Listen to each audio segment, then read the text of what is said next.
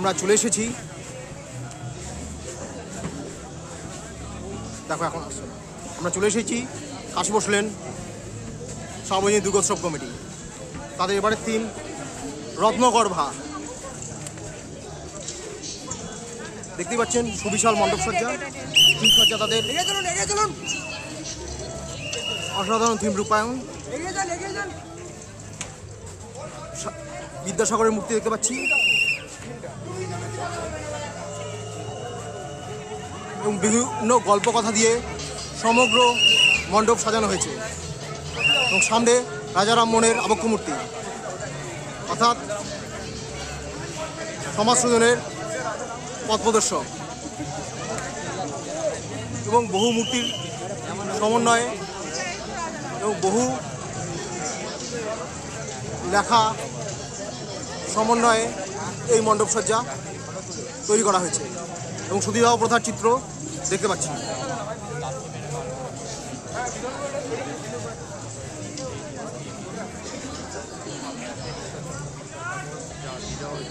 এবং উল্টো দিকেও একই রকমই বহু নারী মূর্তি সতীদাহ প্রথায় যেভাবে একজন পুরুষ মারা গেলে মহিলাকে দগ্ধ করা হতো তারই চিত্র কিন্তু তুলে ধরেছে এবং এগুলি নিবারণ করে যারা পথ প্রদর্শকের রাস্তা দেখিয়েছেন সেই রাজা রামমোহন রায় এবং বাল্যবিবাহ বন্ধ করা বিদ্যাসাগরকেই তারা ট্রিবিউট জানিয়েছে।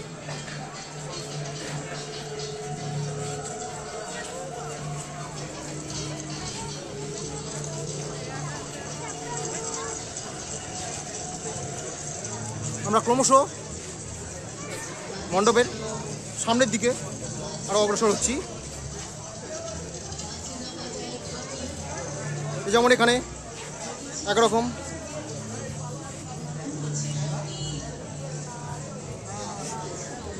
সমাজে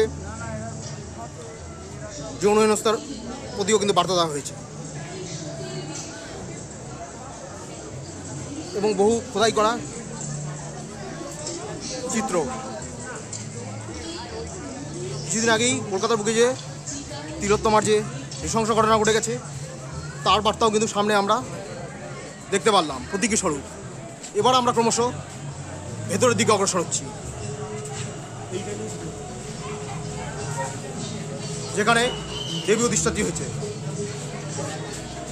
এবং দেখতেই পাচ্ছি আমরা দূর থেকে প্রতিমার অসাধারণ অবয়ব এবং ভেতরেও আরও ঋষি মনীষীর চিত্র এবং তাদের কার্যকলাপ এবং অনবদ্য এক আবহ পরিবেশ। সঙ্গে চলছে এক আবহ সঙ্গীত এবং উপরের নকশাটাও কিন্তু চোখে পড়ার মতো। একটা থার্মোকল এবং বিভিন্ন লাইটের ইনস্টলেশন ঘটানো হয়েছে এবং বহু ঋষি মনীষীর চিত্র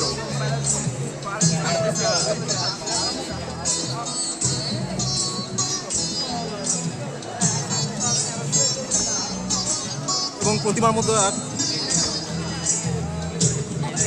আলাদা বিশেষত্ব রয়েছে। এবং আমরা এবার দেবীর কাছে সব চাওয়ার পাশাপাশি তিলোত্তমার বিচার চাইতেও বদ্ধপরিকর।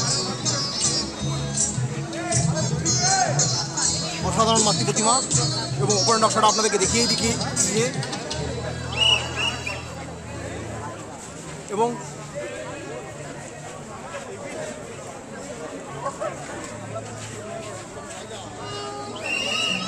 এরপর আমরা ক্রমশ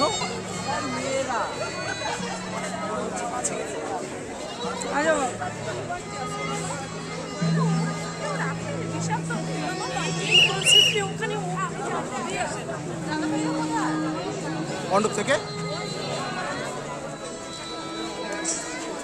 বেরিয়ে আসছি আমরা।